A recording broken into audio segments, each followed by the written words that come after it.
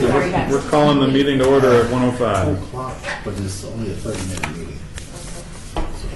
You have to go in 30 minutes? About 2 o'clock, but it's a 30-minute meeting. Okay. I'm hoping it shouldn't last too long. How many do we need for quorum? 4, so we're good right now. We're good without Derek too? What, we are good as of right now. We're still waiting on Ed, so if he has to leave, then we won't have a forum. Okay. Just to, He's here. He was sick yesterday, but he's here today. He told me he was coming in. He Yeah. was going to be here. Okay. I'll be back. So the first item on the agenda is approval of the third quarter 2018 review meeting minutes. Everybody have a copy? Is there any comments or corrections? Okay, hearing none, is there a motion to approve the minutes? Move to approve the minutes. All in favor say aye. Aye. Opposed? Motion passes. Item number 2, consent watch list. None, and IB International. yep.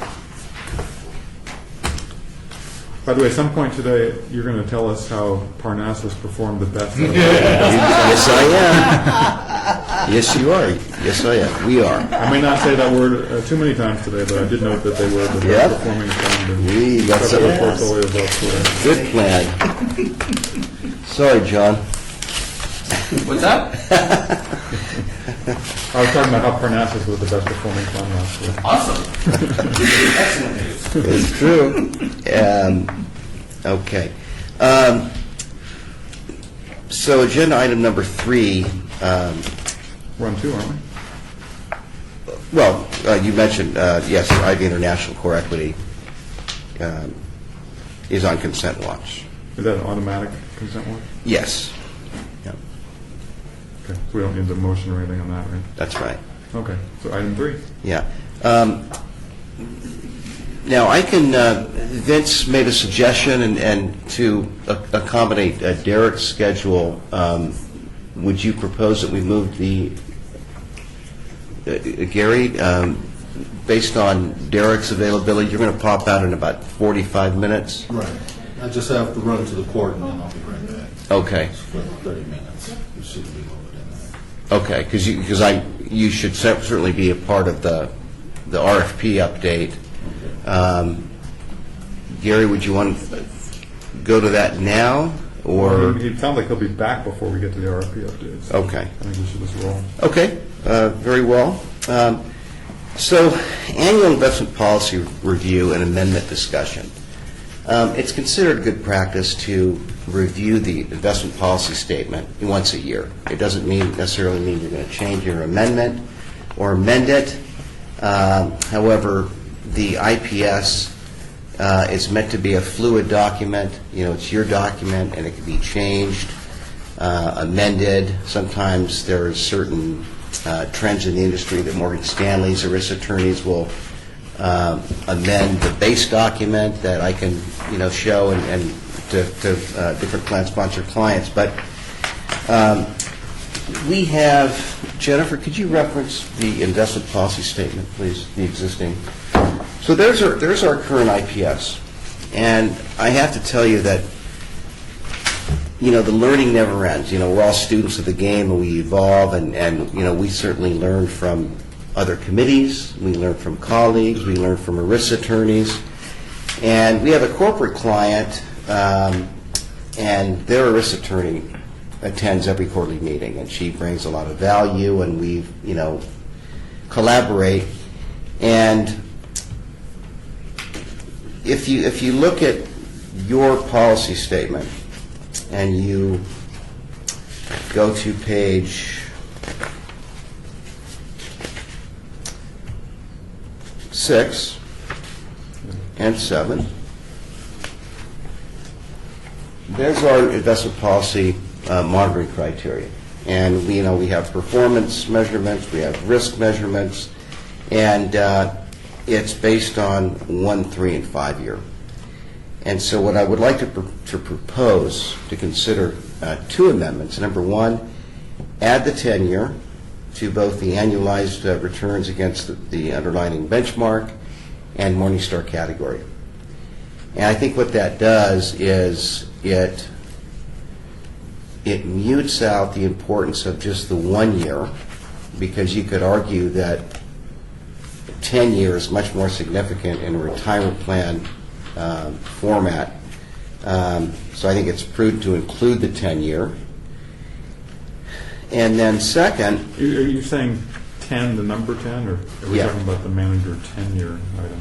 I beg your pardon, 10 years. And what- 10 years. And you wanted to add it as an alpha, a sharp, or are you in a paragraph? I'm not sure where you are exactly. Yeah, well, on page 6, we will be adding it to the annualized returns.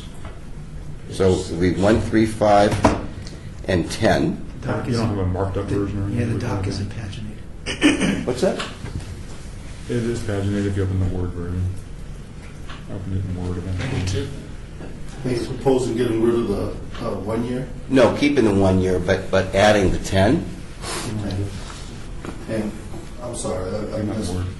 What was the purpose of that? Because 10 years shows a longer measure of consistency. And, when you have certain market cycles, sometimes 1 year, while it's important, short term, you could argue that it's less significant versus 3, 5, and even 10, in a retirement plan. Is everybody on that page? So you're in this little table that's on the screen right now? Yes. Do you want to add a fourth line to that? Yep. Okay. And then,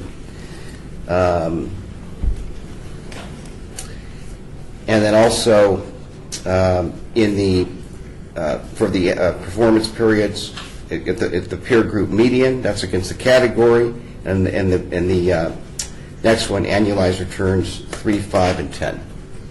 Right? Yeah, versus Yeah. the benchmark. Here's the benchmark. So adding a 10-year criteria for annualized performance and then versus the benchmark. And are those things that we're already looking at anyway? It's not in our IPS as a I know criteria. it's not in the IPS, it's things that we're already looking at when we review the funds today.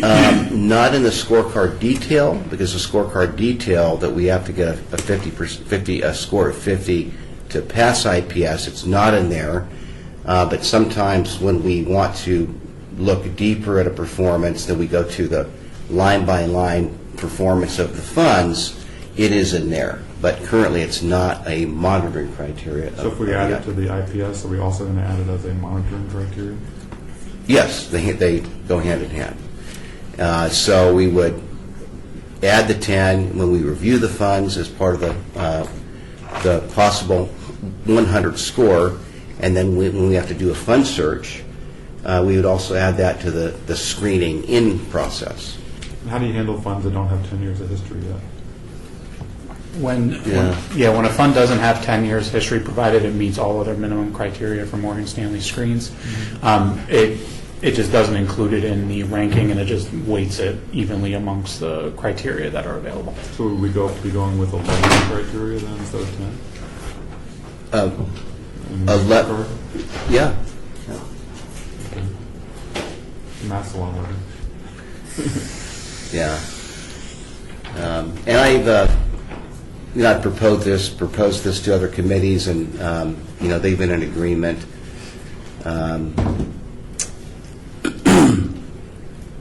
then there's another recommendation, as long as anybody doesn't have any more questions on adding 10 years to against the index and the peer group. So are you just proposing to add one line to this page 6, or I'm a little bit confused about if you said it was more that you want to add. 2 lines. We're going to add, under the peer group median, we're going to add 10-year to that. Under the annualized performance and category. Yeah. annualized performance and category, total return 10 years. Yep. It's still So going to say that's- peer group median? Yep. Yep. Greater than 50%. And then under the annualized performance versus the benchmark, we would add a 10-year component. Where is that? I don't- Right below. Right below? Annualized performance versus benchmark. It is right below the first criteria. So we're going to add it Oh, there. okay.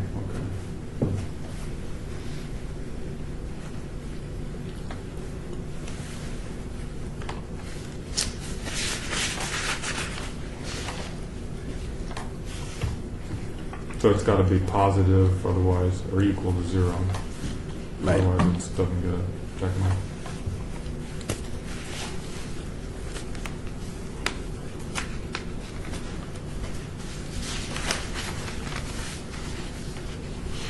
Any comments, thoughts? You okay with it? And, I'm okay. yeah, and I would say, hold off on a motion for a minute, because just to kind of validate it, this is also in your package that was handed out. Left-hand side. What we've done is we've run our current fund lineup through these 2 additional screens.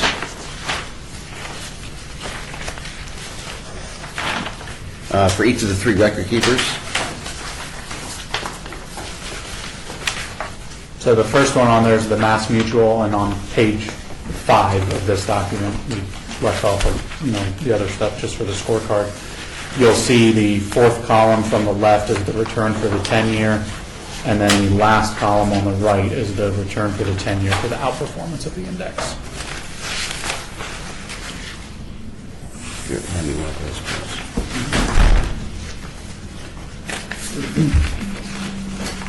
And then under the Mass Mutual one still, if you go to page 8, it'll show that the 10-year is added as an annualized performance criteria for the index funds, but we don't have the benchmark criteria because the index funds, in essence, are the benchmark.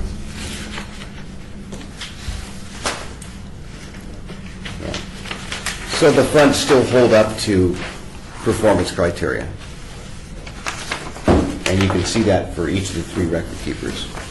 And Gary, just for reference, since we discussed it under the ICMA one, which was the second packet, if you go to the scorecard on that, the AB Bond Inflation Strategy Fund, which is the second one, you'll notice there that the 10-year just has the no data available indication. Okay, so since you now have 11 criteria, they're all worth about 9 each, but for that one, you have 10 criteria. Oh, you actually only have 9 criteria, right? Yeah, and, well, no, because then the 10-year for the outperformance of the index too. But that one's also a dash. Yeah. So, and then it just equally distributes the weight against the criteria that are available. So it has 7 out of 9, that's 78%. Is that the way it works? Mm-hmm.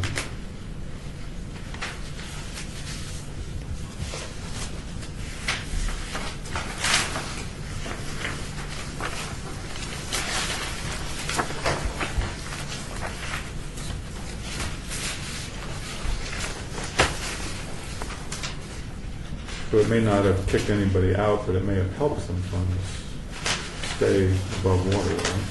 Did you check that? It helped a few, and then it hurt a few. It kind of balances out depending on it. So, like for instance, since you're looking at the ICMA one, the 10-year performance for the ICMA on all the funds except Fidelity Diversified International, Nuveen Security, Wells Fargo Midcap, they all did not outperform the index on that, so that it hurt their score. But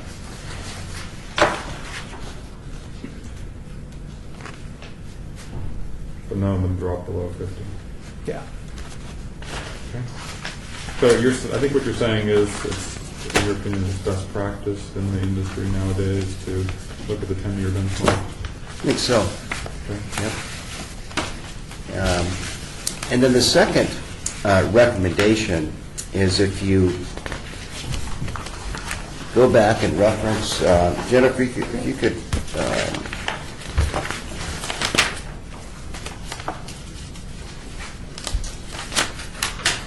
top of page 6, investment monitoring criteria.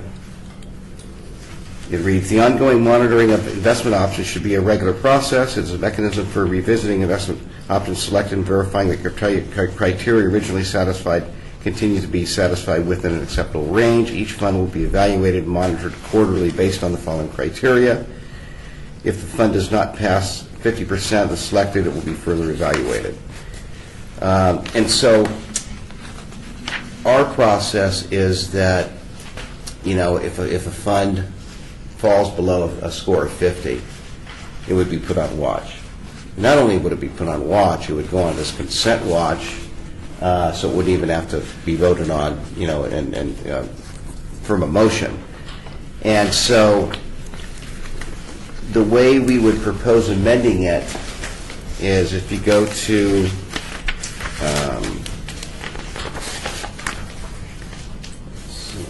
You have another paragraph. That's we have a handout. It was in that folder, it says stable value options is the first part of it. So this is kind of an excerpt from the IPS document itself.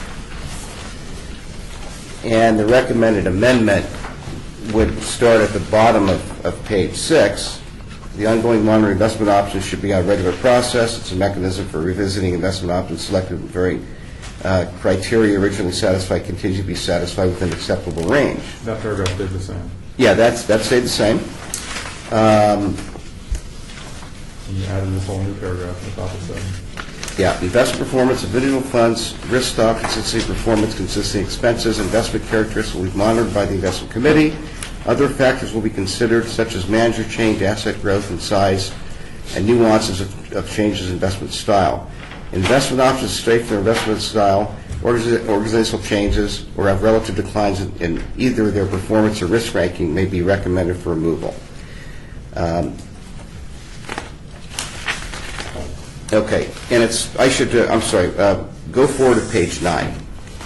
Here's where the amendment would begin. The investment committee recognizes that investment options should be given a full market cycle to achieve stated objectives, and therefore a greater weight shall be given to market cycle performance than performance in a given year. However, the committee recognizes that economic, political, social, or any other changes may occur requiring action by the committee sooner than a full market cycle. The investment committee, with assistance of the consultant, shall maintain a watch list for investment options that are not meeting certain objectives. The investment option will be placed on watch when the committee and/or investment consultant determines that the fund selected for the plan fails to meet performance criteria set above for 2 consecutive quarters. The option shall be monitored and remain on watch for 2 consecutive quarters, even if the performance improves. If the option continues to fail performance criteria set above for 4 consecutive quarters, a detailed review of the option should be made, and recommendation to replace or retain the option should be presented to the investment committee. The option may be reviewed sooner at the committee's discretion. And so the idea here is that to give funds a little bit of a chance, because what we've seen, Parnassus is just a perfect, timely example of this, is that, had we pulled the plug on it, after 2 quarters, we would have never, been around to see the amazing improvement in rankings, which we haven't reviewed the funds yet, but this is a prelude that it's had an amazing recovery and is doing quite well now. I think that there has been comments by record keepers. One planned participant, Corey, at the facility on Rancho and the 95. When we did the the meetings, talking about the RFP, and it's the second time I spoke with him about. He was very vocal about, the disruption of all the moving in and out of funds. That you never have a chance to get any traction. And I think that when a fund it goes on watch, as soon as it goes below 50th percentile by this consent watch provision. And then the next quarter, if it's still, I'm asked to do a fund search, and then the fund's, gone the next quarter, it's not even close to a market cycle. And I think that with the 10-year, adding the 10-year to one of the metrics and implementing this extended language to give the committee a little more discretion on keeping it and monitoring it, I just think it's a more prudent process. And it provides a little more discipline and stability to the process. This is how we've been operating since the onset. Why do we have to verbalize that? If this committee, for whatever reason, had something on watch, and for whatever reason, whatever information we found out, or we just if the managers were bad, the next go-round and who they're hiring we think is bad or doesn't fit the culture of the city of Las Vegas for whatever that means, and we think that we should change it, the committee should have that ability to do that. And we believe that we're paying you to say, pump your brakes. I know that this happened. Give it another cycle and go. And I believe this committee has operated that way. And so I don't know why it's so important that we verbalize, our practice, because there's nothing that in our current contract that says this is not what we do now. Yeah, you mean contract or policy? Policy. Yeah. Well, no, you make a good point, Ed, and when you talk about the manager hiring people, at first when I was talking about, I was on the wrong page. I was talking about if there's organizational changes. That's always been the case. I understand. The emphasis is more about being a little more disciplined in replacing a manager and giving a fund, enough time to, do what it's going to do, because, I believe we churn funds in and out too frequently, too often, and it doesn't give the managers the time enough for a trend. There are certain times when, growth has led, as a style, growth has led the market for a long time, and if a manager takes on a little more style, value tilt, because all these valuations have gotten extended, well, he might be early to the game and give up some performance on the upside because he's in the more conservative sectors. But all of a sudden things change and his convictions take hold and start to pan out. And again, the Parnassus fund is a perfect example of that. And so it just gives funds a fairer chance to, perform to IPS criteria. And But this language doesn't stop us from doing something irrational anyway. no, if anything, it gives you more flexibility. It gives you more flexibility.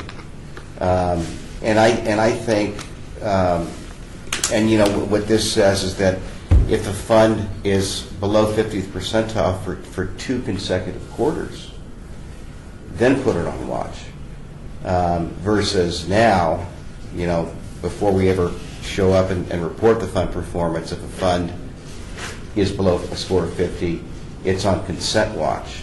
And then the next quarter, if it's below, more times than not, the committee has been, leaning towards, then let's do a fund search and see about replacing it. And I just think it's too soon. And it just... And just reaching back to our earlier days, the suggestion was coming from you then, and I don't think is that it would go on consent watch automatically. It would bring thoughts to our eyes. There are times where things have gone on consent watch and then have come off the next quarter as well. And we've said, well, let's just watch it for another quarter so we don't have to do that. Again, that's why I'm thinking that your expertise, the language is fine in itself, but we've had a lot of discussions where I don't think it has to be written in a way that we have to put it on watch after 2, because if something is going on, do we really want to wait an additional quarter to do something? If we say, it's been 2 quarters, can you give us something, or what's going on? Because we're going to say that in 3 quarters or 4 quarters. And if you can say, hey, well, let's look at some other factors like we have done before, and looked at maybe what was going on the current year, and say, hey, well, the current year, the last 12 months has been doing great. Let's ride out the wave a little bit. That's just all I get the point. Whether we're just changing the watch after 2 quarters versus 1. I get that, but I think we're acting this way anyhow, and I don't know if the policy requires to be changed, because nothing tells us that we can't vote to put something on watch, even if it isn't below 50%. And watch has never been really anything other than let's just watch it and point out the watch list, right? The policy doesn't say that we can't put anything on watch. True.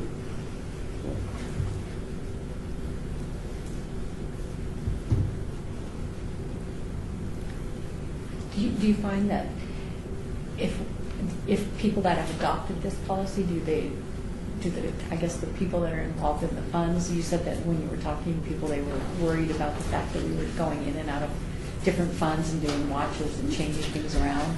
Did we have a lot of concern about that? Well, our members? Vanetta, there's one particular person that I was referred to when I spoke with him on the phone a couple of years ago, and he talked about, I would get these notices and you're changing funds and then blah, blah, blah, and it's too much disruptive. And I heard him, and it might have been just pre-Gary, and I briefed the committee on it, and then lo and behold, we went back to the facility when we were, on the road show talking about, the heads up on the RFP coming down the pike, and sure enough, he was there and went into that whole kind of, rant again, and it was quite disruptive to the meeting that we were presenting, but yet in his defense, I kind of agreed with his point of view on that particular subject. And I think in general, when participants are getting notices, almost every quarter that the fund is changing, and it's just more disruption and more notices, and my other committees have adopted this amendment because they kind of tended to agree with, let's have less fund movement, let's just be a little more disciplined and not so, hairpin trigger happy on terminating a manager and giving it, at least something closer to a market cycle, because, 2 or 3 quarters just isn't enough time to establish a trend. So. Yeah, I was just wondering if you got a lot more comments other than just the one person involved. No, a lot of people just aren't comfortable being vocal. But it's just investment policy statements can evolve, and any other comments? How do we define a full market cycle? Well, a full market cycle is generally defined as 3 to 5 years, and I'm not suggesting that that should be a minimum time frame for a fund to be in the lineup, but Because we already have a paragraph that says that we should give the options a full market cycle. well, ideally, but obviously, if a fund is just failing IPS for an extended period of time. It also says, there's no hard and fast rules for, manager termination. So 3 to 5 years is unrealistic to think that would be the minimum fund should stay in the lineup. But if the fund is simply not performing, and after 2 quarters it's put on watch and then monitored for another 2 quarters, and depending on the score or the trends, it could stay on watch for even longer than that. But if a fund is below a score of 50 for 2 quarters and it's replaced, the following quarter, it's just so quick. It's just unfair. So right now, the policy, without your suggested changes, doesn't speak much about the watch list. It just says that we can replace funds. Yep. So what you're suggesting seems to be more effectively codifying what our watch list process is. Yes, with an emphasis on being more deliberate and giving a fund a little more time. The way you've written it seems to be fairly, I think it's at this point, fairly similar to what we've been doing. It's not really different than what we've been doing, is it? I think it's different from the standpoint that if a fund is below 50th percentile, it's automatically put on watch with no vote. So are you suggesting we get rid of the automatic watch list? The consent watch list? Yeah, the consent watch list. It's an interesting question. Listen, you're the committee, and I'm here to serve you. I've never really been a big fan of that particular provision. How did we get that provision? And where does that provision describe? It's not in this IPS at all. Yeah, that is. I think that was just an agreement. That's what, I didn't think it was ever written in the policy. I think it was an agreement we talked about. Yeah. And just said, sure. But Yeah. this was also at the time when we had doubled the number of funds and we were trying to reduce funds. Right. And we did go through 2 years of reducing like crazy. Mm-hmm. So, Which is part of the disruptive time. right. And Yeah. again, that's where I'm always talking about the education, where you come to say, okay, now that we've done that, Mhm. it's time to pare back, Yep. whether we codify it, whether we put it in the policy or not, and say, now let's do consent with two. Another thing that you have here is we've had some turnover, so having those things in here may help new members understand what we're doing, where we don't have to reteach them again. If we have the consent, and so they could understand or read that and follow along.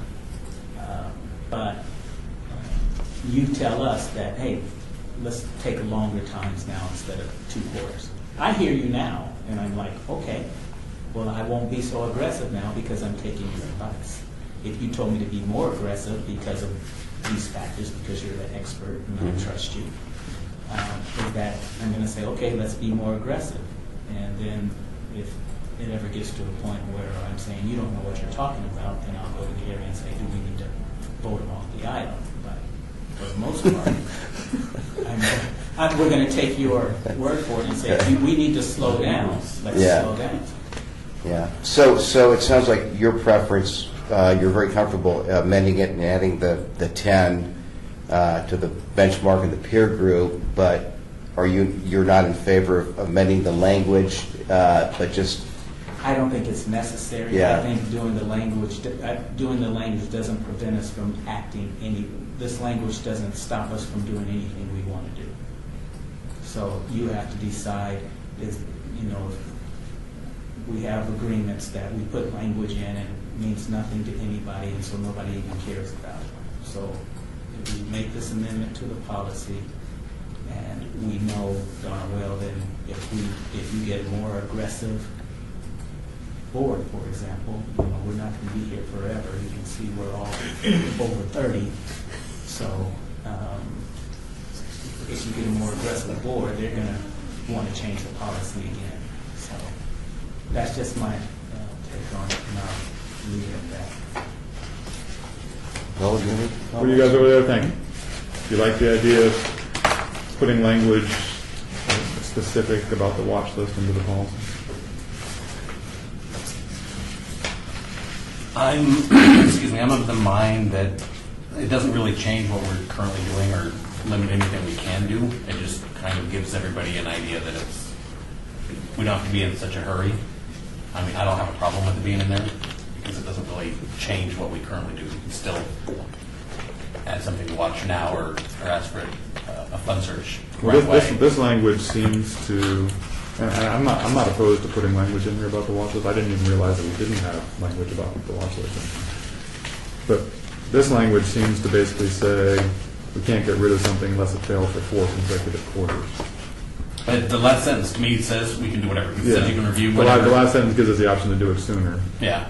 That's what I mean. It's like it's a guideline of what maybe you should think about. Like that doesn't mean if something comes out with a score of like it's the bottom for 2 quarters in a row. I don't think we'd be out of line to say we should probably replace it now. And nothing's boxing you in here.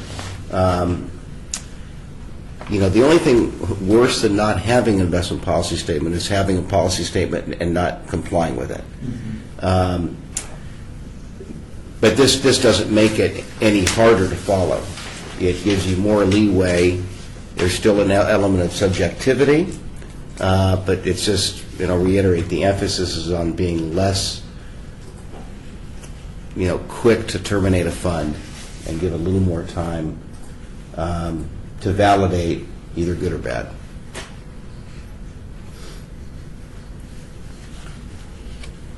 So, I'm generally okay with this language. I would want a few wording changes if we put something like this in, but generally I'm okay with it.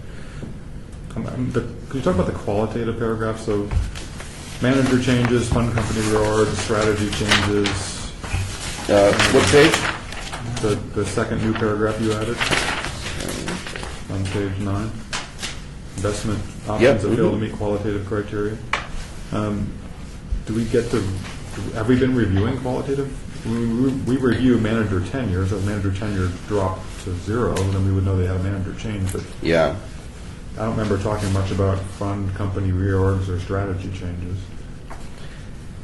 Yeah. Well, if something comes up, and if there's something if Morgan Stanley's screening process or direct research, we will get information. And we do from time to time if there's a fund manager change or a senior portfolio manager retiring, and what is the firm's succession plan to backfill that position. We do get that from time to time, and we bring it to committee's attention. That I would suggest in that paragraph that we change will to may. Okay. I don't want to have this document open us up to liability. So Yeah. if it says will and for some reason we don't know about a reorganization or something, and somebody says, hey, why didn't you put it on watch list? Mm-hmm. And I think after your parenthesis there, you should have IE and then a comma, not a colon there. Doesn't fail to meet qualified criteria. Yeah.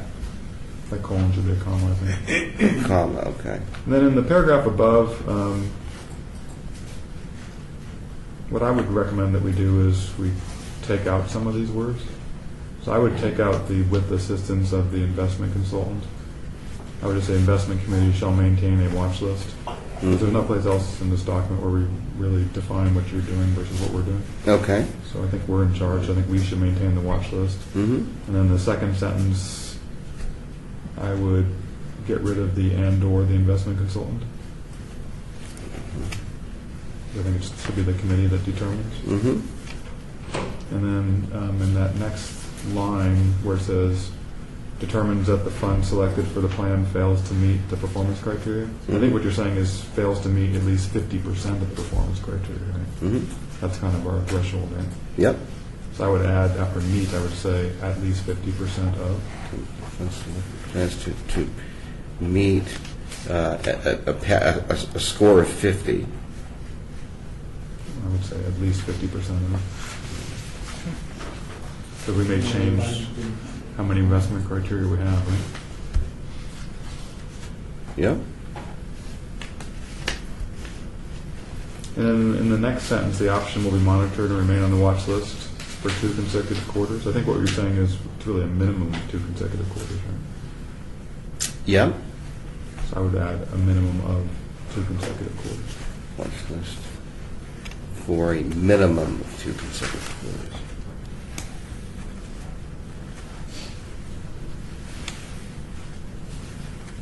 Well, that could be thought of if we put it on watch today.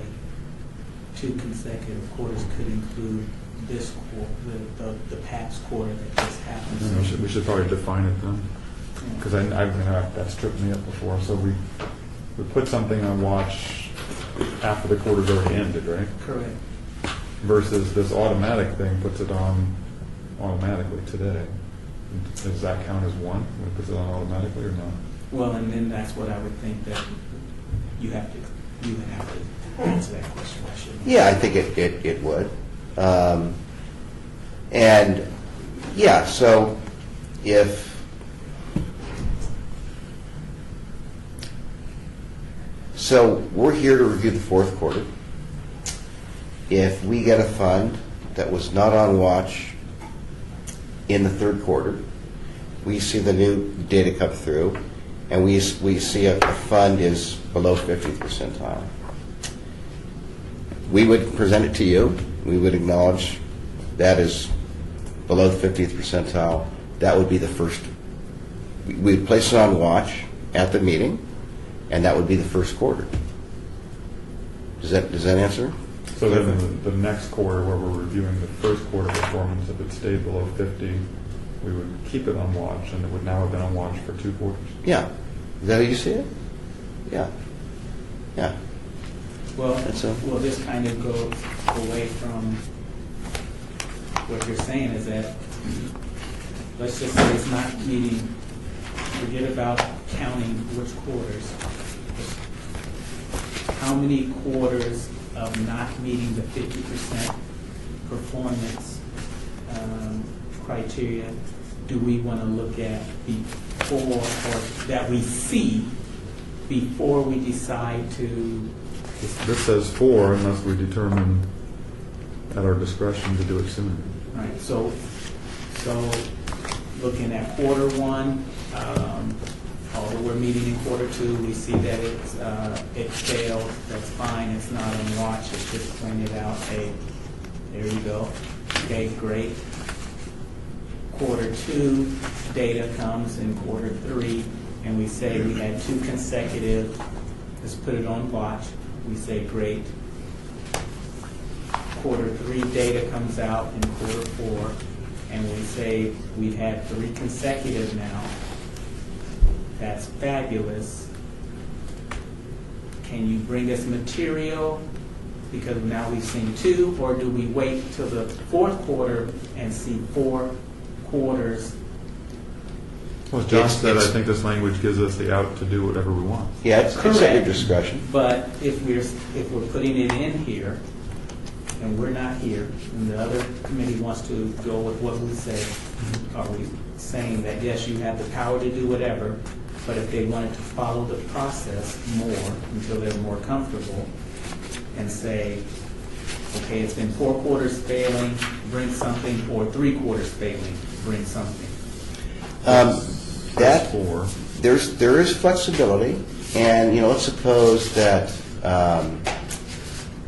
for 2 quarters a fund has a score of 40. I don't know if the math allows a 40, but let's suppose it's below a 50, and it stays at that score for 2 quarters. But you look at the different metrics, and maybe on a 5-year, the rank was the 52nd percentile, and it improved to the 51st, or it went from 65th percentile and improved to 52nd. So you see, it's trending positive. The score didn't change, but you look inside, I understand and you might that, say, but if we're just you know. looking at something, if we're just looking at the performance criteria that didn't meet 50%, Mhm. because that's what we're only talking about. We're not talking about using our own brains. This language says, don't use your own brain.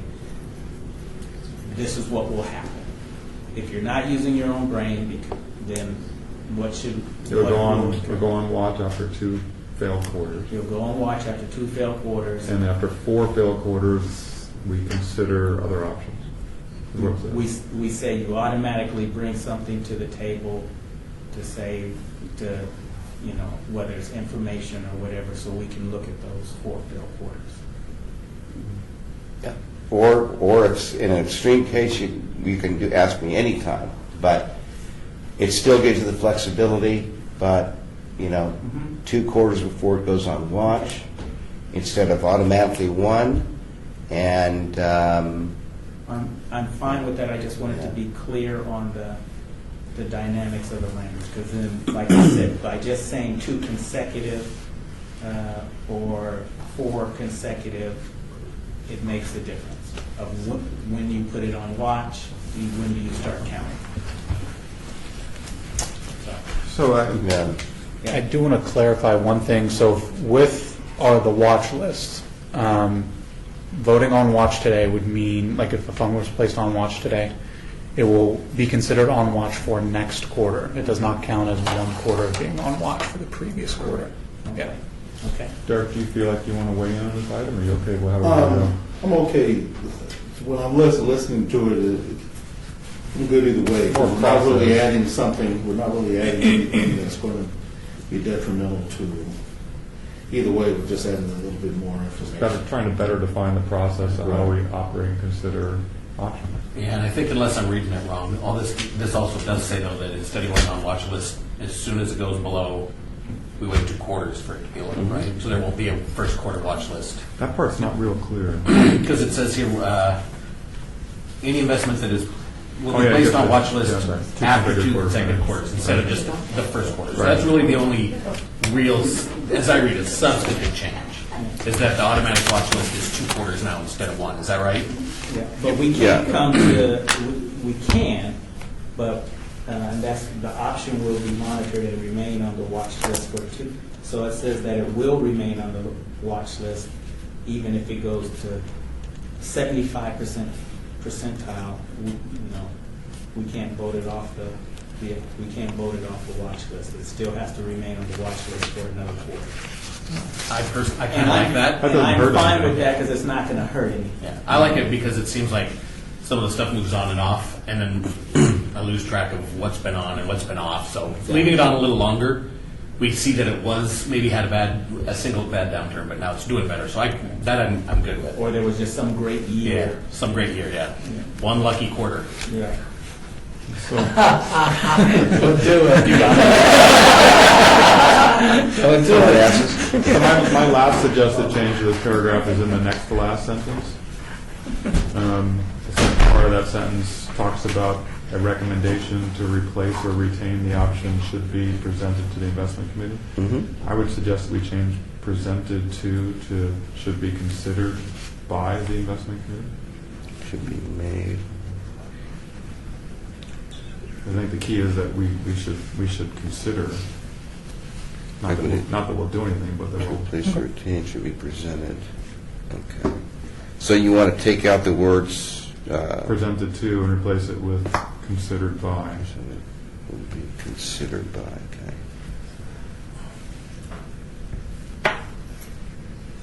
By, okay. You okay with those changes? Absolutely. So, the third paragraph that you added here, final selection, replacement, or removal of an option, investment option shall be completed only after conducting a thorough review of the identified investment option. You're talking about the one that we're replacing, or the ones that we're considering to replace them with?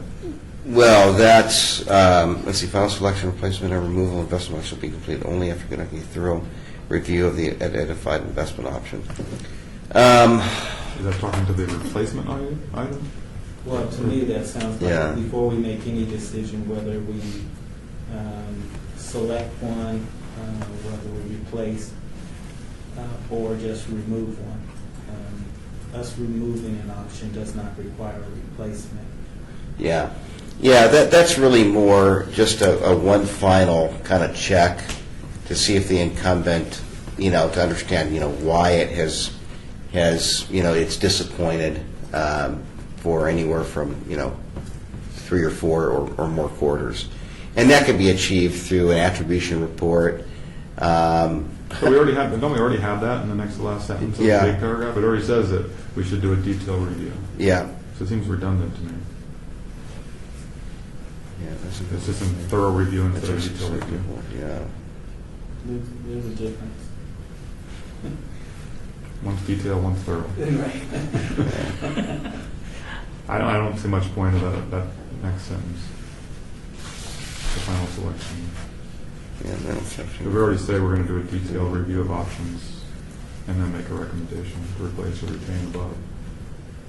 This is the value. Okay. So you would. It seems like so- it says almost the same thing as the next to last sentence in the big paragraph. Yeah. Okay, so delete final selection, replacement, and removal, that whole sentence, that's its own paragraph? I would, unless you want to add some of those words to the sentence in the big paragraph. I think it's already got the same gist of it to me. What do you think, Dennis? I agree.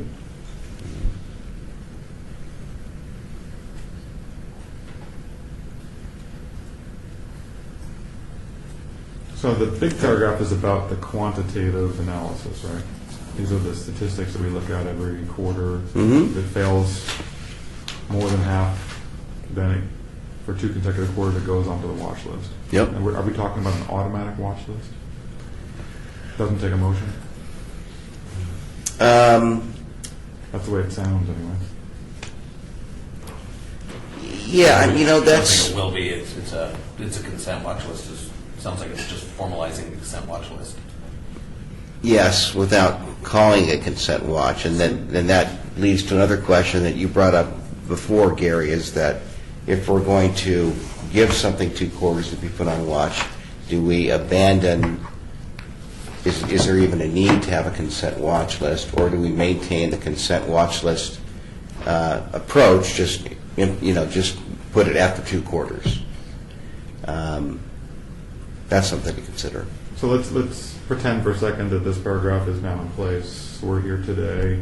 We have one that say that just for the first time fails 50%. Mm-hmm. And so you highlight that in your presentation. You say, hey, this one just failed 50%. If it happens again next quarter, it'll go on the automatic watch list. Mhm. Right? That's Yeah. how this works.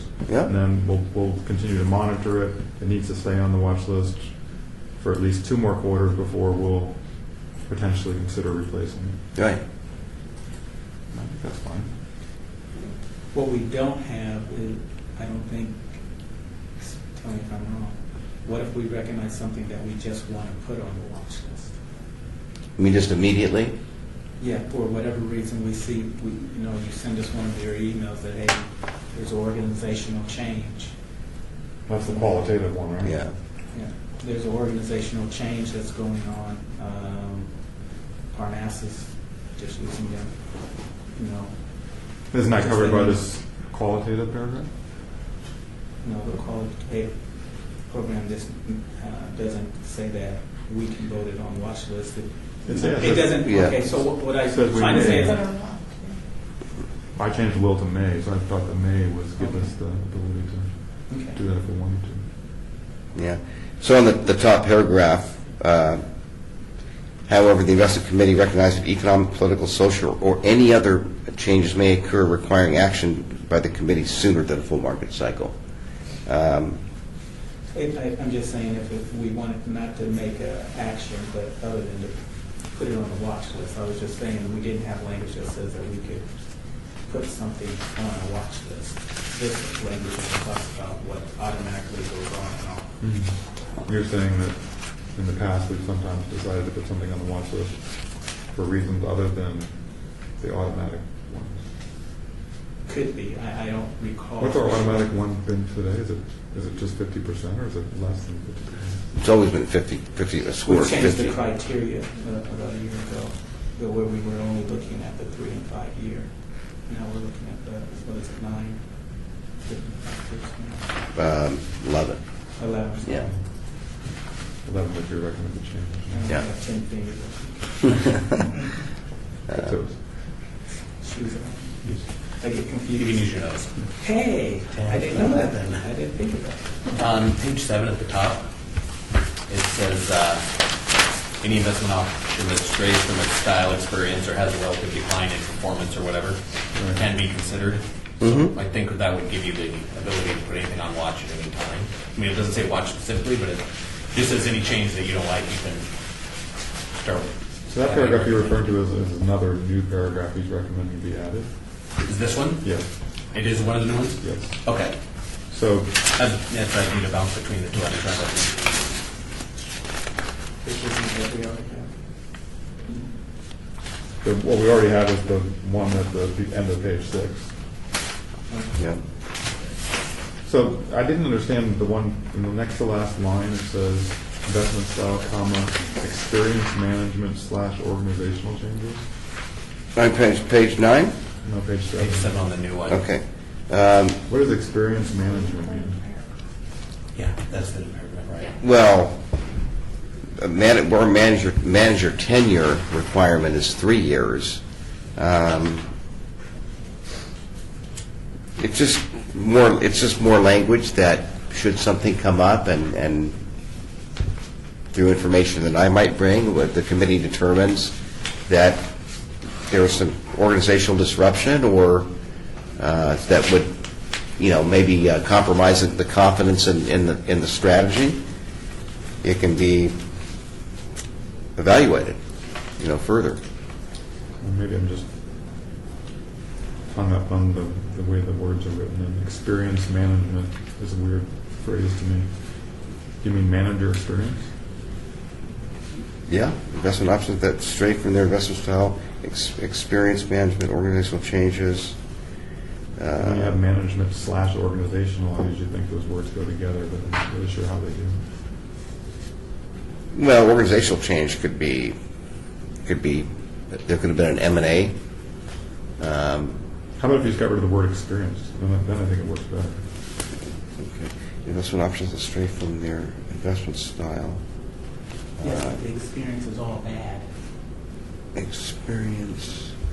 If you just said investment style, comma, management / organizational changes. Yeah, experience is a little awkward in there, I think. Investment options that stray from their investment style. Management, such organizational changes. I think I understand now what you're saying. You're using the word experience like have. Yeah, if they have management / organizational changes. I was looking at experience like experience went with the word management. Yeah. Like experience management. experience as if something You're saying occurred. they experience a management or organizational change. Right. Yeah, something, an event occurred. Say experience A management. Experience. Put the word A. Investment options that. Or just change it to have, like, the very next part of that same sentence. Yeah. Or how. Yeah, I mean, you could just say have management / organizational changes. Yeah. So Right after just- the paragraph, it does say have. Yeah. I see So- that now. Yeah. So replace the word experience with Have. have. Okay. Next month we'll be going, what's have management mean? That's management? Also, have A. Yeah. Put the word A in there.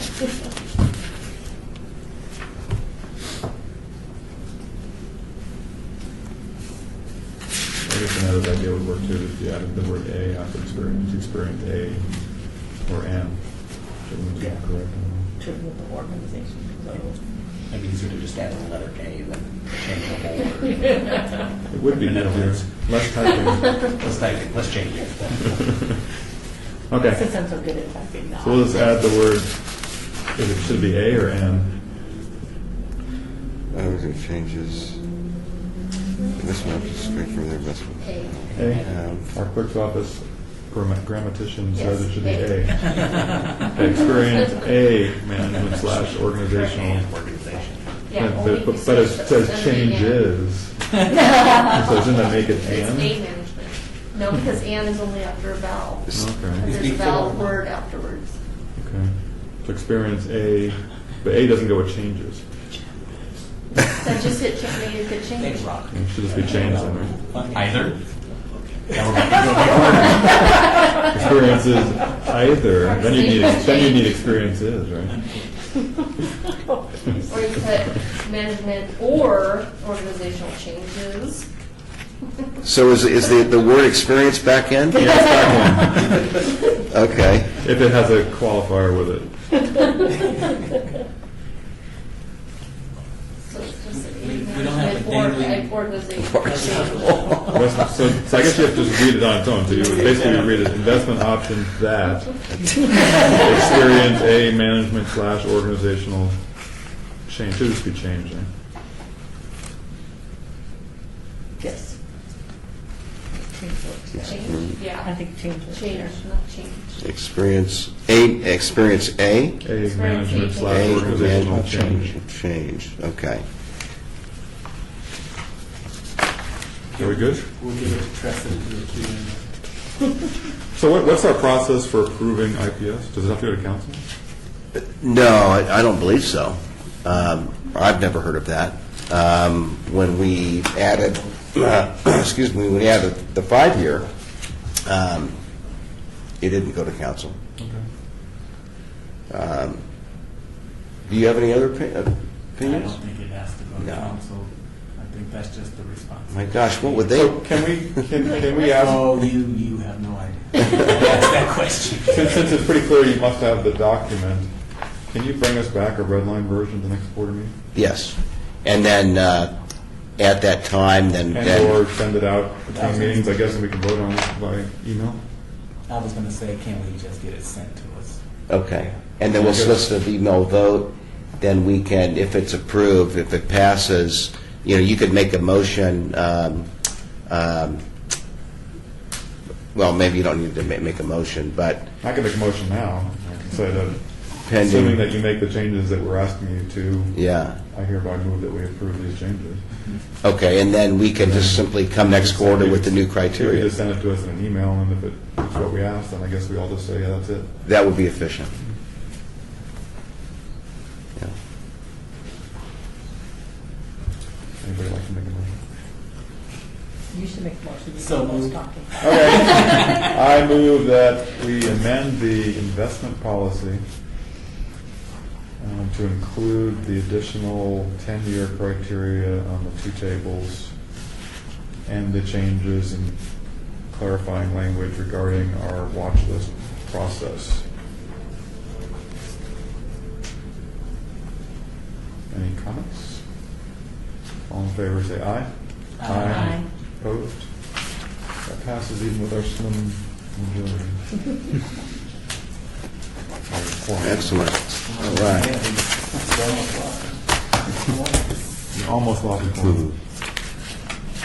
Excellent. Very good. You can just take my markup version if you want. Okay, I've got my own markup version, but we'll take them both. You'd be surprised how often our markup and his markup don't agree.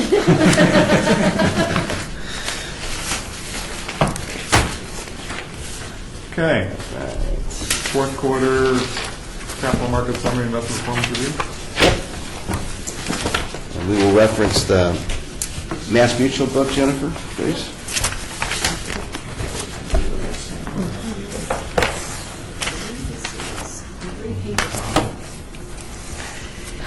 And so we'll start on page 2. And what I've done is, Which is really page 5, just so you guys know. Page 2 is really page 5. Yeah. Yes, it's 3 pages Yeah. off of whatever Freddie says at the bottom. And are we using the bottom page numbers or the top page numbers? Well, because there's, I've got page numbers on both the top and the bottom. of The every one on page. the top is 5, the one on the bottom is... that was weird. Earlier, I couldn't see the ones on top. Yeah, some of them are underneath words. But what if Yes. it uses a noun before the So page use number? the bottom and add 3. Well, that's only going to work for a little bit. How about if we use the top? How about if we use the bottom page? No, only on numbers? this one. I see nationwide Okay. and so is nationwide. I think we need to use the PDF page number. Yeah. Because like this is 2 of 27. Okay. So then there's going to be 1 of 50 and then 1 of... I've got 159 pages. Yeah. Yes, That's the so it's same. really page So we're 5. going to 5 on the PDF number? Yes, PDF 5. so it's my page plus 3. Yes. Okay. Quarterly Okay. markets review. Yes. Yeah, and I've done something new, and just to see how the committee likes it, because could be changed, and obviously tailored to your preference, but we've included some forward-looking forecasts as well as the quarter that we're viewing. That's quite a distant past at this time. Okay, so your page 5 for the fourth quarter. It was a rough quarter. S&P recorded its worst quarter since 2011, and in December, its worst month since February of 2009. From its peak close of 2,930 on the S&P in September 20th, the index was down as much as 19.78%, nearly ending a historic bull run that began in 2009. Morgan Stanley's chief equity strategist, Mike Wilson, has maintained his price target of $27.50 headed into this year and expects range-bound trading over the next year as financial conditions continue to tighten and corporate earnings growth decelerates. For the fourth quarter, S&P dropped 13.52%, Only 1 out of 11 sectors were positive. Utilities was the exception, up 1.36%, as defensive leadership prevailed in difficult market conditions. International performed slightly better in the fourth quarter. The EF index was down 12.5%. Europe was down 12.68%. Japan was down 14.20%. The bond market was slightly positive. The Bloomberg Aggregate Index was up 1.64%. Commodities were down almost 13%. Page 6. What does it mean when you say your strategist maintained his price target? Yeah, so this is a forward, and I have a slide that can shed more light on it. So Mike Wilson's the head of our Morgan Stanley's Global Investment Committee, and it's based on a base case of earnings for the S&P and a multiple on that earning that would get it to 27.50. Now, obviously, It closed at 28.15 today. I understand. So we've extended. Obviously the market has gone beyond that, but he still thinks we're kind of range bound. But was he saying that he thought we'd end 19 at 27.50? Is that what that means? Mhm. At the end of the calendar year? Yes. Yeah. Okay. Page 6. Gross domestic product increased at an annual rate of 3.4% in the third quarter of last year in comparison to 4.2% increase in the second quarter of last year. You see some deceleration. Employment rate for November was 3.7%.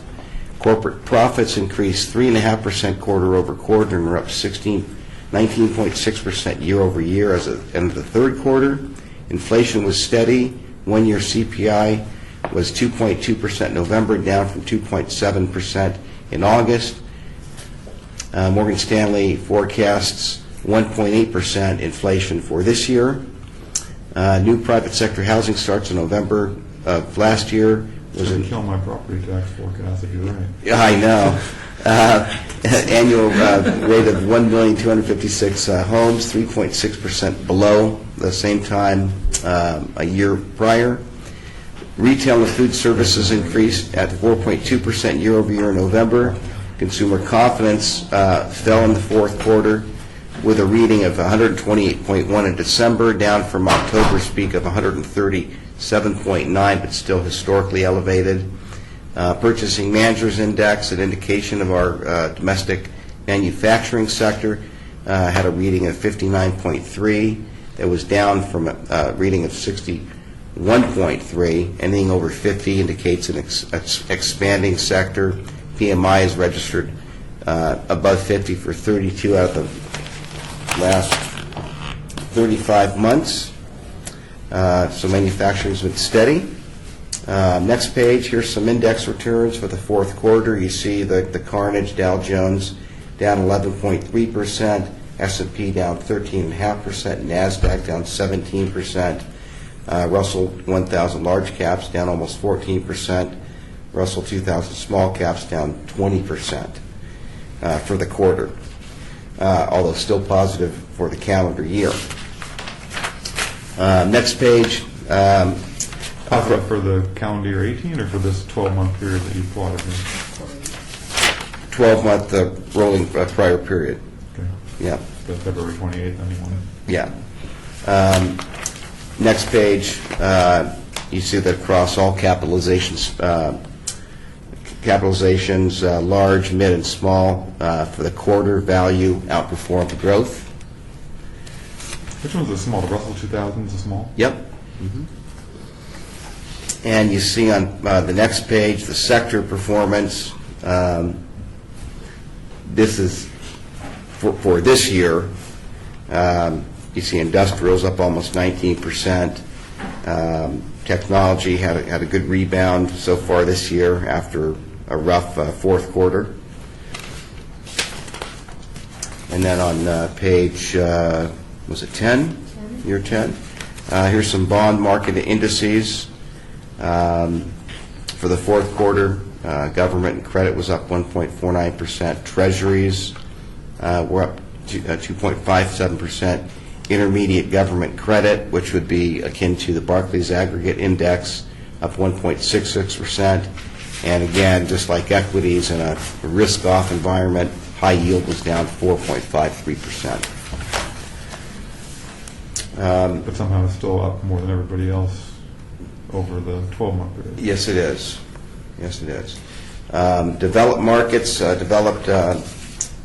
overseas markets on the next slide. EAFE index down 12.5% for the quarter.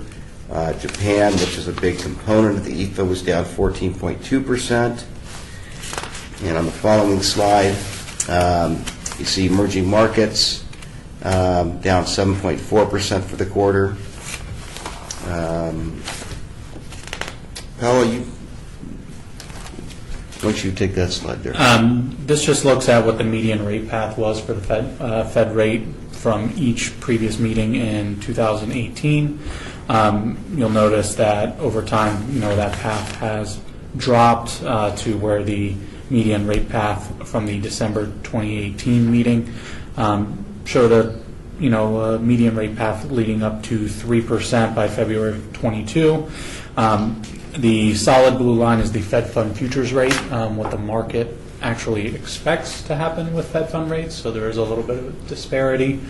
The Fed recently came out and indicated that they're going to kind of wait and see, and it potentially could lead to a rate decrease prior to later rate increases, so depending on market conditions. So as of March 8th, though, that's kind of where the Fed futures rates think rates are going to go off. They're more accurate in the short term, and once you get over long term, it's not quite as accurate. But. We can skip to page 15, and there's the rate forecast for the 10-year Treasury bonds. Now, today, the 10-year Treasury, when I was at my office, it's really rallied. It was as low as 2.38%, and you see going out to the far right, our base forecast is at a 2.45. So still, under control. And that would kind of indicate a challenging equity markets, because we know when the equity markets get challenging, people kind of get flushed out and money rotates into safe havens such as 10-year Treasury bonds. Did you have this bear and bull bookending table before? No. This is I'm trying to get some new looks for the committee, and this is again it's a forecast. So we're not just looking in the rear view mirror in a quarter, that was almost 3 months ago. Some kind of current and forecasted predictions. But again, this could be changed at the committee's preference with these slides. We can go ahead to page 17. To the right, there's some forecasted earnings per share growth, and you can see where the U.S. at 5.7 is less than some overseas indexes. Markets, like emerging markets, forecasted earnings per share growth 7.3%, and Europe 8.1. Now here's a good one on the next slide, your page 18. And so on the top to the right, over a 15-year average, on a forward-looking price-to-earnings ratio, the S&P has traded at about a 14.5 times multiple on the earnings per share. A year ago, before the fourth quarter happened, the techs, markets got very extended. A lot of it was cap-weighted by the FANG stocks, Facebook, Apple, Amazon, Netflix, and Google. At 18 multiple, it would clearly be seen by historical measures the market was very pricey. And then with the sell-off in the fourth quarter, it got very much in line with historical. Now, I don't know what the actual PE is today, but obviously with the market recovering, stocks are more expensive than they were the previous quarter. And then on page 19, global GDP growth, you see global.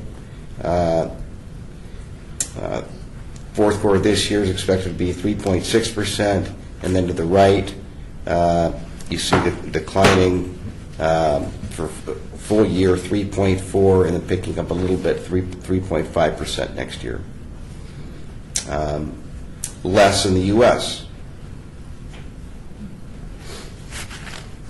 What's EM? Emerging markets, Oh. emerging market equities. Does that include smaller countries mostly? It doesn't include India, does it? Yeah, it does. It includes India? Yeah. Mhm. Yeah. And then I think on the bottom of your page 21. It includes India, but India has a, is that what you asked? That's what I was asking, what kind of countries are Even in though there? India is already listed separately. Yep. Yep. And then on the bottom of page 21, here's the S&P forecast. So today the S&P 500 was at 2811, extending beyond Mike Wilson's base case prediction of 2750. And that's based on earnings per share of $172 per share for the S&P and a 16 multiple on it. And that's how he gets to 2750. And then, bull is if earnings are great and there's a premium multiple, that gets us to 3,000. And then if things fall apart, you got a bear case down to 2,400. I don't mind if the bear stays for a couple more years. I know.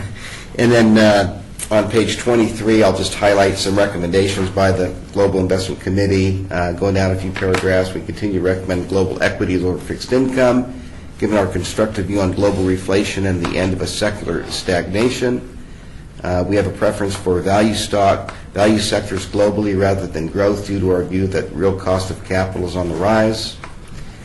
We expect international to continue to outperform, and the upside as global economy bottoms in Q1 and the Fed pauses. If our forecast for the U.S. dollar to depreciate significantly by the end of this year is right, international equity markets should outperform the U.S. by a factor of 2 to 1. Within fixed income, the committee likes U.S. only with no exposure to high yield, and some tips as inflation is still out there a little bit. But they would add to some high yield if spreads widened and the risk premium, got more appetizing. Who's speaking to who in this recommendation? When they say we expect, or they say your forecast, who are they talking to? Clients of the firm, essentially. It's geared towards private wealth clients, but I think it's good information, insightful for anybody.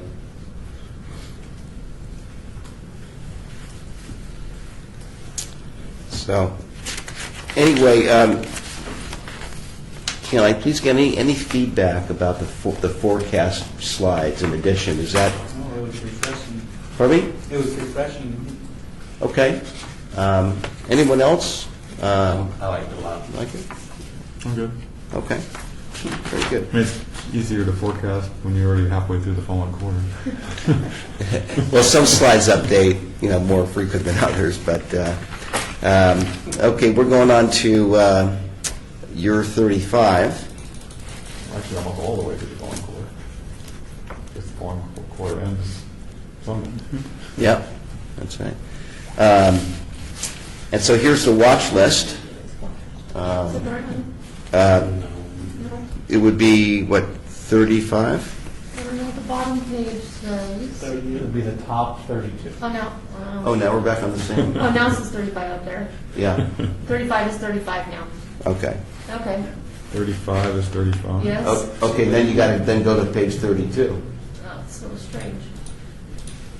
Okay. There it is. Yeah. So we're on. So we're on the same course page. now. Yeah, no pun intended, we're on the same page. All right. Okay, so here's the watch list that will look a lot cleaner when we meet next quarter, because the PIMCO Real Return Fund was replaced by the Alliance Bernstein Inflation Protected Fund in February. Oppenheimer Main Street was replaced by the T. Rowe Price Capital Opportunities Fund in February. AMG Manager Skyline was replaced by the Federated MDT Small Cap Core Fund, and the Franklin Utilities was replaced by Fidelity Utility Fund. Is your statement to the right of Parnassus still correct? I thought it's I thought it's not. I thought it is meeting the plan criteria now. It's going to come on probably today. Right. So it's not correct, the statement that's there, right? Well, it's correct because we're reviewing the Yeah, it's still fourth on, it quarter. was still on watch. No, it During says, the it's not, quarter. it says it's not meeting the plan criteria. At that time. Yeah, that's why it was placed on watch. So if you continue to page 34 and 35, there's our diversification, funds in the various asset classes. Page 37, 51% in the stable value fund, largely because there was a decline in the other assets due to the poor market. Page 38 are the fund values, and going down to page 40, it's rough when Q3 the value is 170 million, Q4 declines to 159 million, but today it has rebounded, and this pool of assets is 178,855,000. Moving forward to page 43, there's a historical watch list, and many of these will go away from the fund replacements that I referenced: PIMCO Real Return, Oppenheimer, AMG, and Franklin Utilities. And moving forward to the all-important scorecard detail on page 45. Can we go back to this one? So, Yep. so the yellow means a quarter that it was on the watch list? Yep. This maybe gets back to Ed's question about how we count quarters. So it's for the fourth quarter, the first column there, you're showing that it's on the watch list even if it actually met the criteria for the fourth quarter? Yes, because the Because we need a committee motion has to take it off. the watch Yeah. list. Yeah. Yeah. Now, these funds are being replaced anyway, so it'll take care of itself. Well, the Parnassus one's not. Yeah. Will we yeah. now have a chart that shows that, although we kept it on the watch list, for example, that will we have a new chart now that says these are the consecutive quarters that didn't meet the 50% performance criteria? We talked about that. Can you clarify? Because on this will be what we look at to So determine we could put consecutive. something on the watch list, right? And I would think that this chart shows that we voted something on anything that was on the watch list, even if it came off of the 50% criteria. Yeah, we can add different criteria as why it was placed on the watch list. So Not back on why that it was on the watch list. So let's say that on the first one, let's just look at this chart. Okay, so PIMCO Real Return Admin, quarter 4/18. It was put on the watch list because it didn't meet the 50% criteria.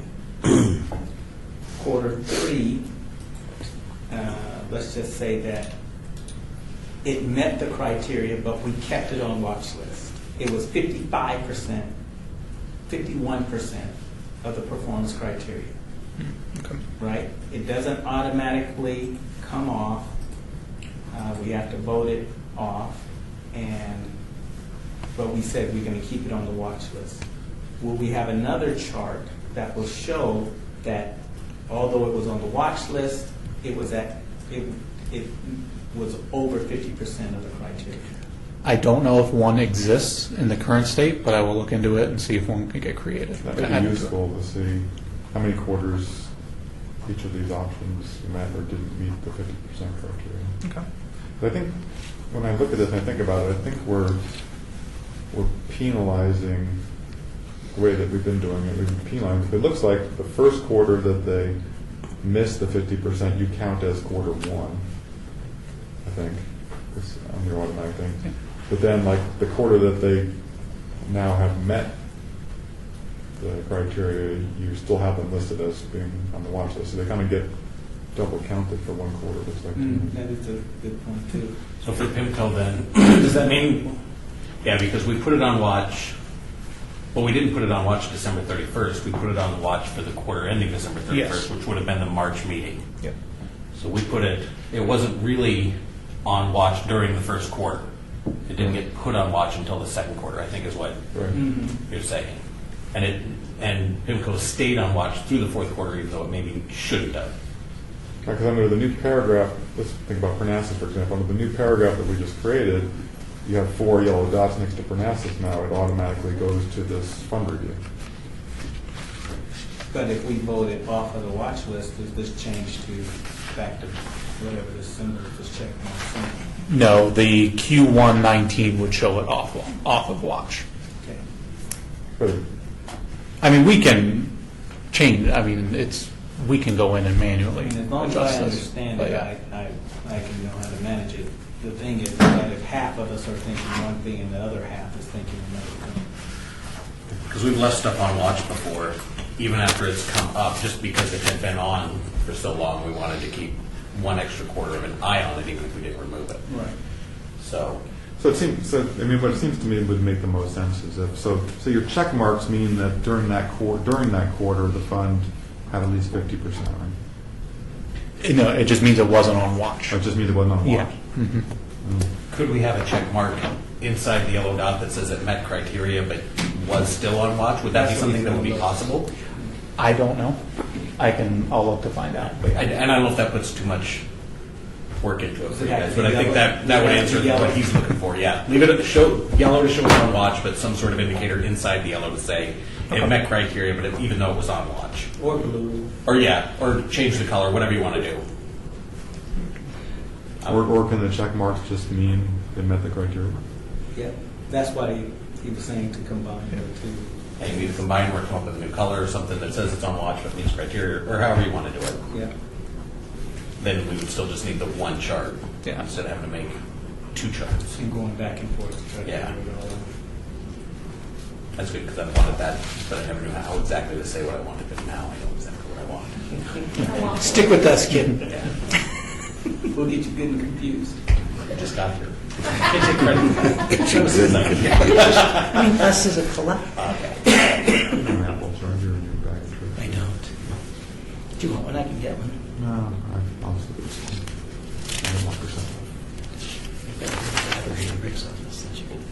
What kind is it? I've got chargers. Is it a regular Apple charger, like the Lightning, or is Like, it? Any other questions, comments on that page?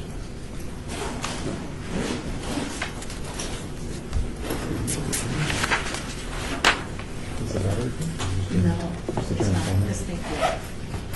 The last time this thing went out, so. I could have plugged in, but, that's good. Here you go, Gary. Oh, there you go. There you are. Stick with him. Wait until I'm here, then it tries to update us. Okay, back to page 45. And the Hartford total return, great score of 89. PIMCO, 44, it has been replaced. Oakmark equity income is on watch. The one-year return rank declined. Last quarter it was 74. This quarter is 87. 5-year return, it was ranked 43. It declined to 59. And by the way, the total score was 44 last quarter. It declined to 33, primarily on the 5-year return. It ranked 43rd last quarter, and it declined, and is failing on the 3-year. It declined to 59.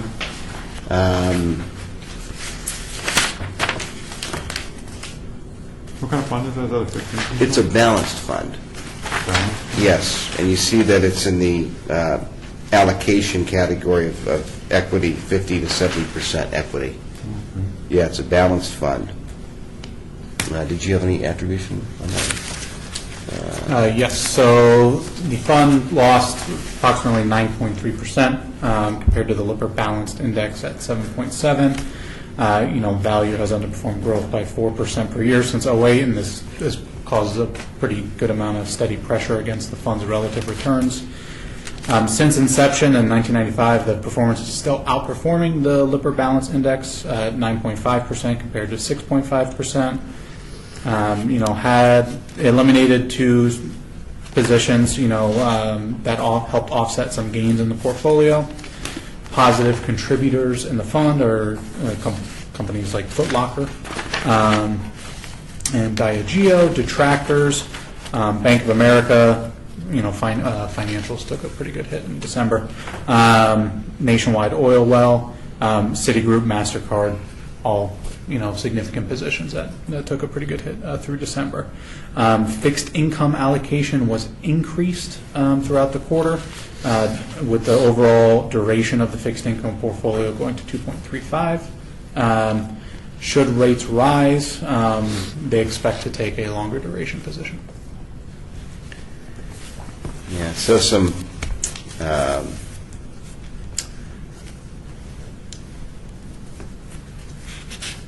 so this fund this would be the second quarter it would remain on watch. So the fact is it already is on watch from the previous policy. So considering the pending amending the policy, this fund would therefore remain on watch. Everybody acknowledge that, or any comments or concerns?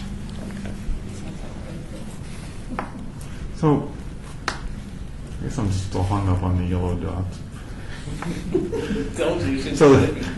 So the note on the right of the watch list says placed on watch 9/30/18. But we didn't meet on 9/30/18, so I'm guessing you're saying it was placed on watch based on the data. On the data of 9/30. Quarter 9/30/18, Yeah. but it didn't get a yellow dot on the third quarter 18 box. It got a yellow dot on the fourth quarter 18 box. Yeah, so October 1st on, in essence, it was considered on watch. So based on the data that closed at the end of day on 9/30, the fund was placed on watch. So all through fourth quarter, then that would be the first quarter the fund was Okay, fully so now on this watch. will be we're looking at the data for the fourth quarter. That'll be the second quarter that'll be on watch. Yes. Okay. And it wasn't actually on watch in the fourth quarter because our meeting was like December 9th or something. So we didn't even put it on watch until the fourth quarter was almost Or over. consent-wise. Yeah, it went to consent, but yeah. It'd be nice if there was a super clear way to display all that. So what happens if we vote something on watch? What date would you just put, like today's date? If something were to be voted on watch, it would be for any of the funds that isn't failing today. What date would you put? 12/31. Because that's the. I mean, we can we're change that. I mean, that's the committee's preference, but Yeah, what if we changed it to going on watch for the coming quarter? How would you guys feel about that? So that we knew, like, if we vote one on watch today, it goes on watch as of quarter 2/19.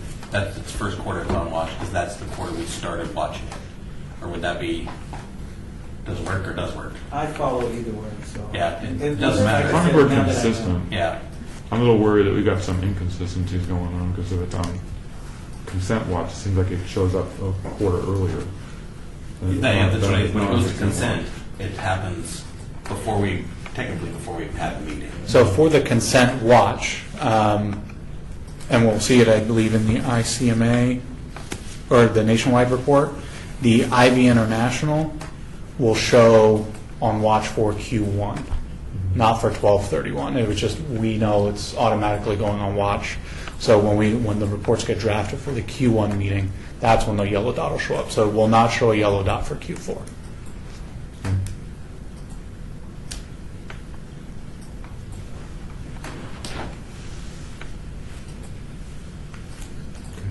Okay. Page 45, you see the T. Rowe Price retirement date, target date funds doing extremely well. Page 46, Hartford dividend and growth, score of 100. Oppenheimer Main Street has been replaced by the T. Rowe Price fund. And there is our Parnassus Core Equity. 4th percentile for the 1 year, getting a passing score of 100. Oh, it's got 67. I mean, I beg your pardon, a passing score, I'm sorry, of 67.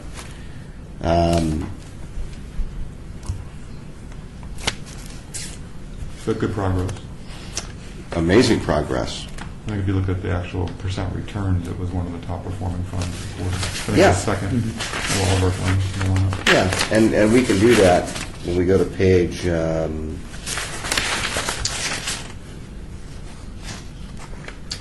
56. You can see it. If it was easy, everybody would do it. I got power now, I can do whatever I want. Yeah. We're still talking yellow dots. 56, okay, there it is. It's the only single-digit loser on that page. That's right, and you know, and that's a big part of it, saving carnage on the downside. The best year to date. Okay. Now, so back to the policy. Maintain watch.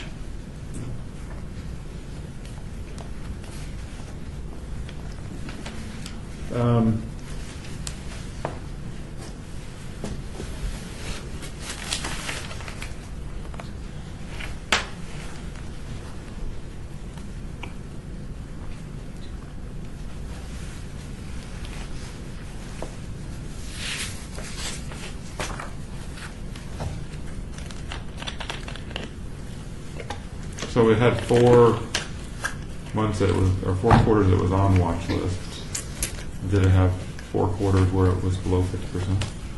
Last quarter it was 44, maybe the quarter before that it was, let me double check. The answer is yes. Yeah, I just distinctly remember it. The answer is yes. So I mean, I think in light of the impending new amendment for the IPS, even though it had a good quarter and it still has a passing score, I still think you should maintain it on watch to continue monitoring it. And This is where we would have normally said, oh, it's doing great, let's vote to take it off the. that's right. So, off the watch list. Yeah. Well, under that new language, it has 4 yellow dots on the row. We would, actually, you would have brought us options to replace it. Right. So did you do that? Yeah. No. Because they sound pretty positive. You weren't confident that we were going to approve your policy? John already replaced it. Well, I was going to say, I don't know that we necessarily need to keep it on, because I don't know that it's a alternative fund, and it's kind of the one we decided was the best in that alternative fund list. So, I don't know that we need to keep it on watch, because I don't know that we're excited to take it off, or to replace it, you know what I mean? It's not like it's just a general large cap fund where we can easily replace it with another one. And we also have to understand, taking it on or off the watch list is not affecting the investor. It doesn't really do anything. Yeah. Because we don't tell investors which funds are on the one watch list, Right. which is maybe another thing we should talk about sometime.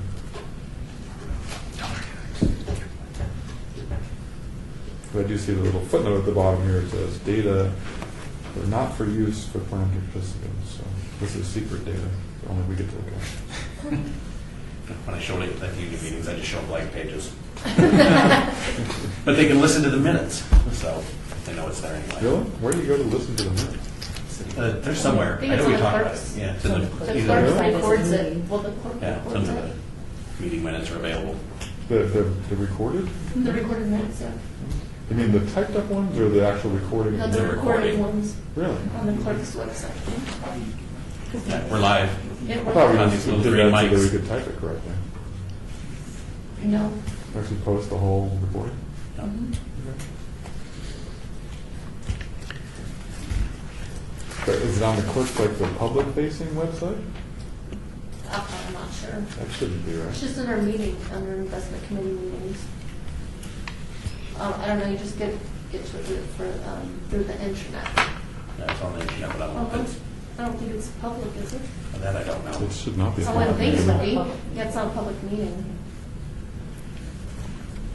I'll try it. Yeah. I'm not on the city's intranet, so I can try it.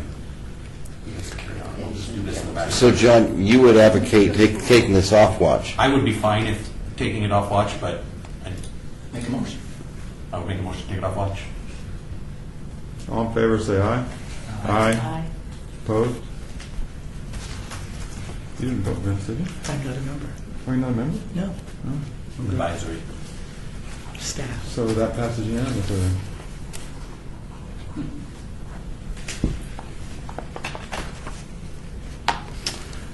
Okay, Clear Ridge Large Cap Growth, doing fine. T. Rowe Price Mid Cap Value, 89. Hartford Mid Cap, 89. Nuveen Small Cap, 67. Skyline Special Equities had another failing quarter, but it has been replaced with Federated MDT Small Cap Blend Fund. Invesco Small Cap Growth, doing fine, 67. Page 47, Franklin Utilities has been replaced with Fidelity Utilities. Hartford Healthcare, passing score of 56. MFS International Value has been solid for a long time, 100. Invesco Real Estate, 78. And Hartford Global Growth, 100. And on page 48, there's our three index funds, all with a score of 100. So did you say we replaced AMG? Yes, we did. Okay. Yep. Yep. With the Federated MDT Small Cap Fund. Maybe that gets rid of one of the only two-star funds that we have. Yep. And that concludes Mass Mutual. Any questions? We can move forward to ICMA. I know if I leave, I won't have a forum, but I do need to. Okay. You want to take a break? I guess so. That's a yes.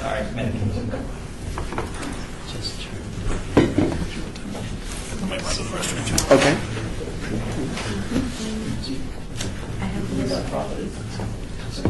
Megan, how you holding up? Employee, was that the other employees? For personal use? Yeah.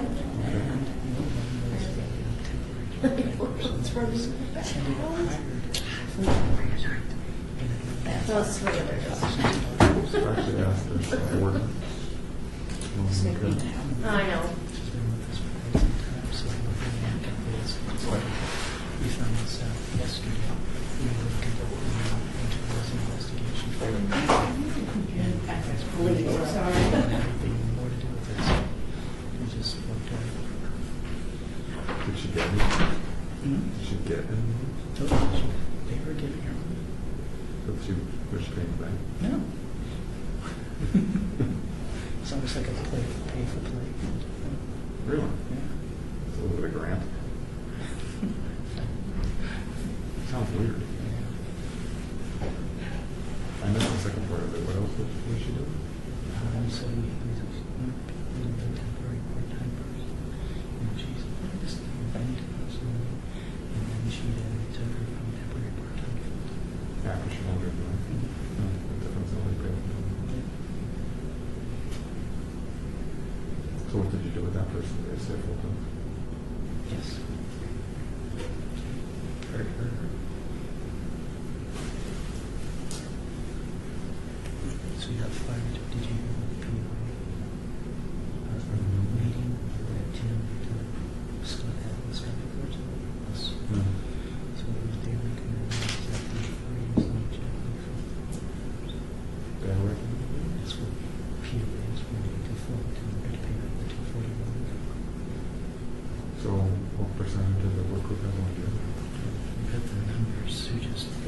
people that don't have longevity wouldn't be paying anything back. The other said $300,000.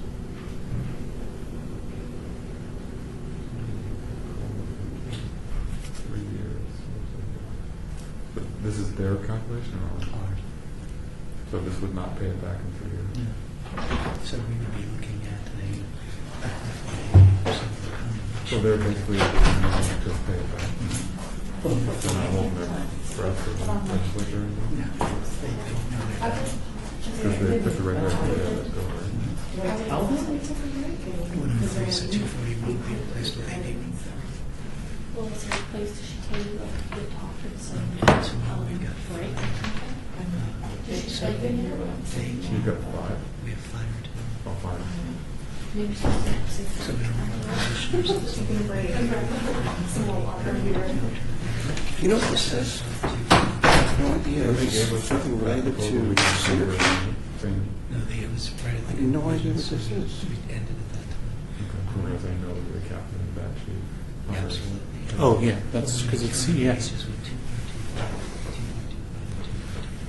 2.25. Oh, so who's ours? Because we know what the past is. So high as we can go and be Yes.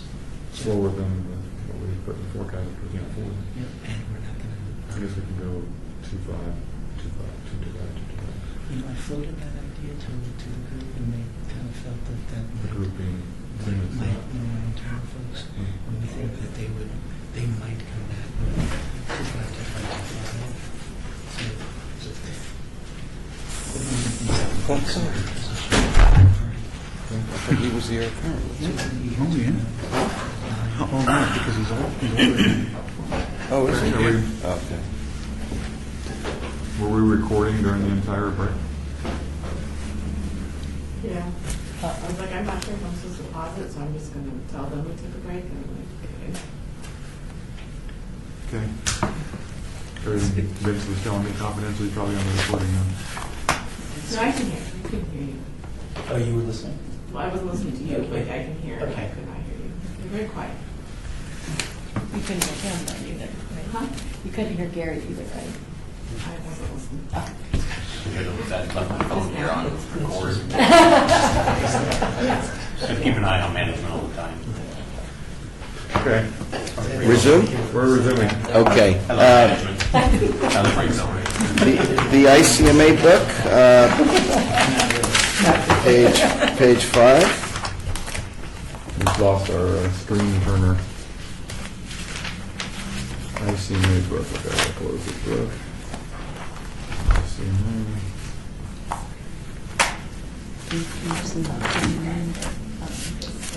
PDF 5 or page number 5? Oh, they're the same. Okay, What good. does it have at the top of the page? Investment performance. Watch list? Yeah, performance summary plan watch list. Yep. Excellent. That one. Yep. Okay, Invesco Diversified Dividend was replaced with the Goldman Sachs Large Cap Value Insights Fund. Parnassus Core Equity, we know is improved. Fidelity Diversified International is on watch. You see that down below. Now, Ed, this was your preference, so for the first time, we are adding some funds for consideration that would be added, specifically some index funds there were some gaps. So you see that the replacements to consider adding a mid-cap blend index. You've got the BlackRock Mid-Cap Equity Index, Fidelity Mid-Cap, and then also to be kind of more thorough in this, to consider, we've got the BlackRock Russell 2000 Index and the Fidelity Small Cap Index. The reason being is that the ICMA has a SMID blend, which is a small unmanaged one, although Morningstar recognizes it and slots it in the small cap, which we'll see on in the style boxes. If you go forward to page 7,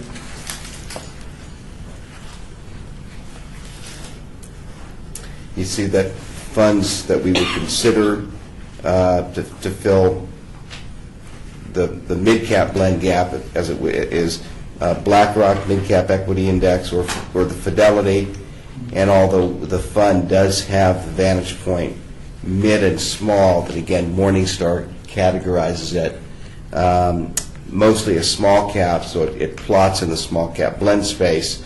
Options to consider there would be the BlackRock or the Fidelity.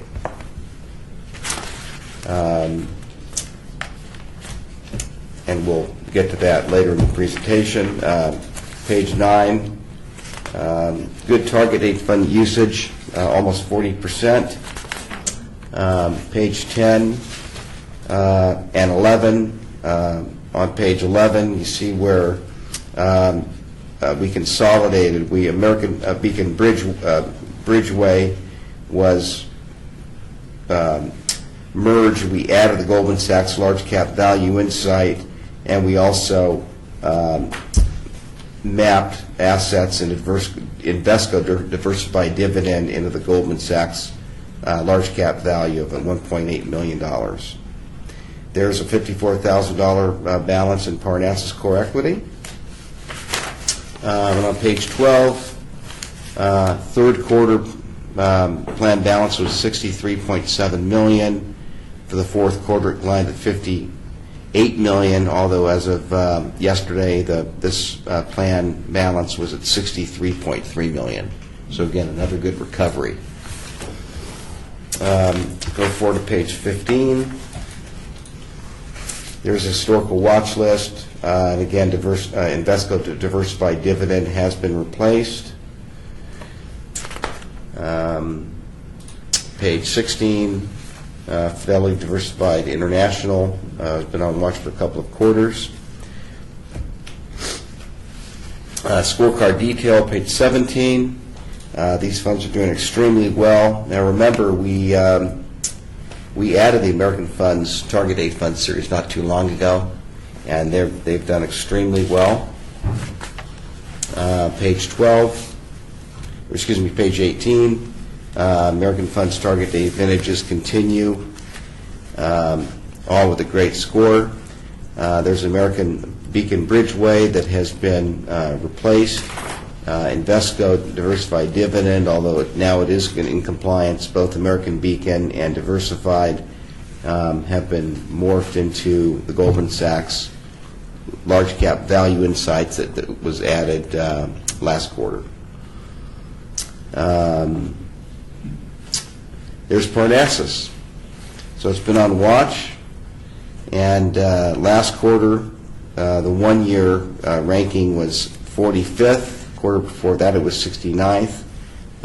Fourth quarter, it improved to 4th percentile in its large blend category, and now it passes after having scores over the last 4 quarters of most recently 44 and 33. It has improved to 67. So would somebody want to make a motion to take it off watch, considering very similar to Mass Mutual? We'll move. All in favor, say aye. Aye. Opposed?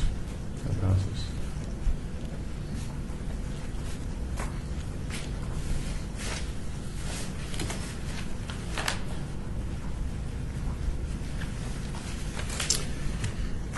Fidelity Contra Fund, score of 78. T. Rowe Price, Growth Stock 78. Wells Fargo Mid-Cap Value, passing score of 67. Page 19, BlackRock Mid-Cap 100. Undiscovered Managers Value Fund, score of 89. Oppenheimer Discovery 100. And there's Fidelity Diversified International has been on watch, and the score last quarter was 56. It declined to 22. It did slightly improve on the 1 year ranking. Last quarter it was 71st. It improved to 64th. Marginal on the 3 year, it was 83rd last quarter. improved to 81st percentile, but last quarter it was 53rd percentile for 5-year. It declined to 63, and it was passing a 5-year alpha. Last quarter was 49. It declined to 63. 5-year Sharpe ratio last quarter it was passing at a score of 48. It's declined to 63. So it's been on watch for a couple of quarters. Some attribution, fellow? For the quarter, down approximately 14.15%, which trailed the EFA index, which was at minus 12.5. Overall, major detractions were just stock selection within consumer staples, industrials, and communications. Stock selection, financials, and materials contributed to positive performance. Their positioning in Europe and Japan hurt relative performance.